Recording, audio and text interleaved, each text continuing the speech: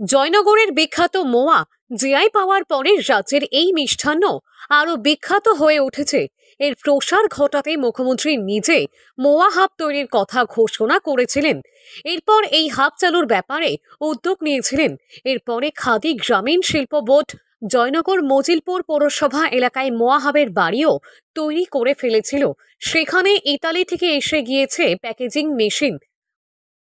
মহাবের যে মেশিনপত্র সেগুলো বিদেশ থেকে এসে গেছে ঠিকই, এবং আদার্স যে জিনিসগুলো সেট আপ হয়েছে, কিন্তু এখনও পর্যন্ত সেইভাবে ট্রেনিংও আমাদের হয়নি।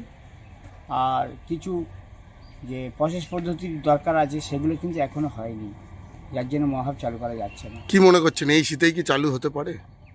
এটা আমরা এখনও সন্দিহান আছি যে শীতে চালু করতে পারবো কি না, কারণ সময় তো অনেকটা আগিয়ে এসছে সিজন, কিন্তু এখনও পর্যন্ত সেট আপ হয়নি পুরোপুরি।